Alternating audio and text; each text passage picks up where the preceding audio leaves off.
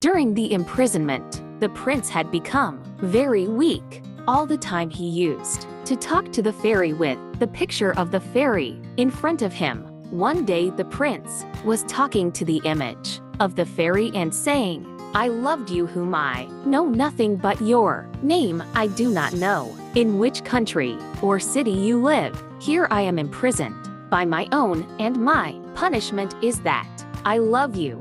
While speaking these words, the prince fell asleep and dreamed. The prince saw the fairy in his dream and grabbed her dress. The prince said, "Which country and city do you belong to? Tell me your address. Tell me where I can find you. Shall I travel through the forest, to the sea or the desert?" The fairy replied to the prince, "My country is Golden Sharistan, and I am a resident of Bag Urim. I am a fairy princess. My father is Shashapal, who is the king of Sharistan. My mother's name is Hazan Jamal, and my grandmother's name is Mare Afroza. If you love me, then don't even think about anyone else. Indeed, I am a fairy and you are a human being.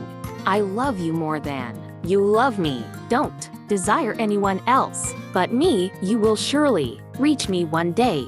You cannot reach me by land. You must travel by sea. From where your ship sinks into the sea, you start your land journey." When the prince awoke from his sleep, he was very happy and felt a strange power within him.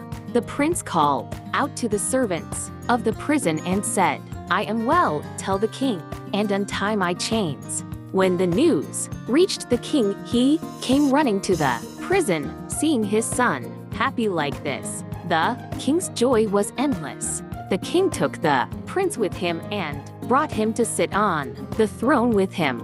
The king's court was set up. People started talking to entertain the prince, and the prince began to ask about the country of Sharistan.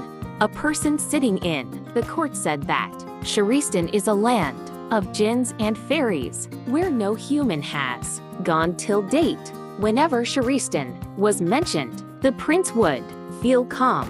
The prince asked the king to give me permission to travel. The king sent ministers and tried hard to convince the prince not to go on this journey, but the prince refused to travel. The king was forced to order that ships should be prepared, in which all the necessities, all kinds of luxuries, were available. So 7 ships were prepared with all the means. Before the prince left for his journey, the mother sent the prince away in tears. The king came to see the prince off to the port. Saad was appointed the prince's special minister on this trip and was instructed to take care of the prince in every way.